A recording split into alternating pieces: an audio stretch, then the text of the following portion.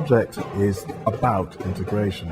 This is not solely about refugees and asylum seekers. This project is about integrating young people from Newcastle with people who have come from elsewhere. That's the bottom line, what it's about. We have such a big community of asylum seeking refugees and people from all over the world coming to Newcastle now, and the city's changed so much. I think it's really important that the youth theatre that we have here is representative of the changes in the city, and that we see the change in the theatre and in the audiences and in the actors and the writers and everybody who's involved. Young people from Newcastle are going to have certain ideas about refugees and asylum seekers and refugees are going to have certain ideas about young people from Newcastle. And what we want to do is challenge those prevailing orthodoxies. The youth theatre runs from 11 up to 25. We've got a lot of different artists coming in this term and doing stuff around rhythm. This group is the 11 to 12, so it's the youngest end for youth theatre. A number of young refugee and asylum seekers have integrated already into this group. What we're trying to do is to look at commonalities. It's not about looking at differences, it's looking at the commonalities in the group. So what does someone from Newcastle have in common from someone from Angola, for example? My name is Armugan and I'm from Iran. My name is Mohammed and I'm from Lebanon. Hi, my name is Joana and I'm from Angola. My name is Laura and I'm from England. My name is Jose and I'm from Angola. I'm Mickey and I'm from sunny England. We're aiming to produce a piece of theatre, which is a piece of verbatim theatre, really. The process has involved us asking them questions and interviewing them together as a group and also as individuals. We'll just ask loads of questions about growing up in Newcastle, what we thought of it, how we find it living here. Because I just talk about my country. When I got the scar. Things that happened while I was in my country.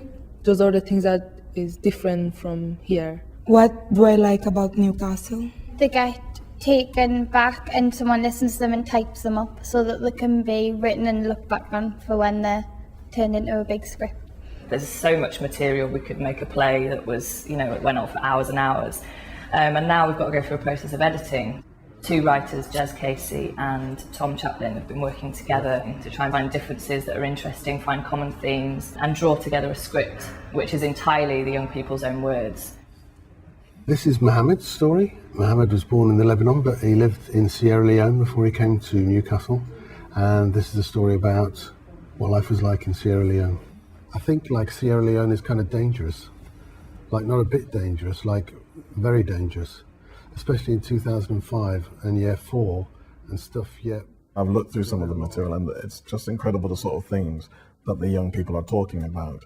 And I think that the audience is going to be fascinated by some of the testimonies that are going to come out of the process. When I was there, I heard that they found a girl on a lake, like a wooden thing, floating. Yeah, but she didn't have any eyes or legs on. The people involved have had a massive variety of experiences in their lives. They're all young people, but some of them have lived through very traumatic circumstances. This is a story from Joana, who's from Angola, and we asked her what her favourite smell was. Sand, wet sand. If it's raining, the sand, you don't smell it here a lot.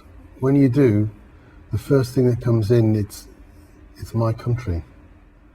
I don't live It was good. I had the chance to explain to some people what we are doing in their country, because some of them they didn't know exactly what happened, how we came and how it's happened, how our lives has been. Maybe they had just this bright idea in their minds. This is Mickey, and he's born in Newcastle, so this is a story about Newcastle, how he feels about it. You walk along the quayside and all the people are nice, and it seems like for 5 seconds you've got loads of culture, and then you turn a corner and then you're back into the twilight zone. It's been quite difficult, first of all, finding those communities and being able to have contact with those people and get them to kind of trust you and understand what you're doing. So we tried all sorts of things. We tried posters, that didn't work. And we thought, no, if we're going to do it, we're going to have to go to where those young people feel safe and comfortable. And it's with these different community organizations. We did a lot of sort of visiting drop-in centres, hanging out, just sort of being there, chatting to people, finding out if they had any kind of interest in drama and theatre, and just to let them know who we were and what we were doing.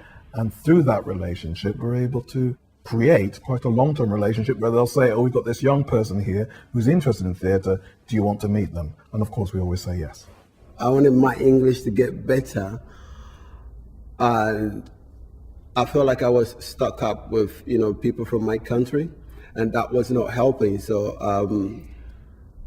I found the best way to learn English, which was to come to like theatre, I didn't know as much about him until he started telling me stories and things like that, and I'm starting to learn stuff about other people as well, and it's good because people tend not to ask questions about how people were back home and stuff like that. I don't know if it's just ignorance or what, but they've gelled together very well, and I think they're going to work very well together as a cast. I think they're very supportive of one another, and they're very interested in each other's stories. It's worked very well. The next step, once the piece is complete, they'll go into rehearsal to get the piece ready for July, which is going to be part of the Livelines Festival, which is a festival we have every summer, which this year is celebrating 10 years of our youth theatre. And it's also going to be performed at the Get In event in Liverpool as part of City of Culture celebrations. It's like really important to us. Like, I've been here 6 years and like I couldn't imagine not coming. I think like kind of acting and having fun with other people just give us more confidence that in that way we can talk for ourselves.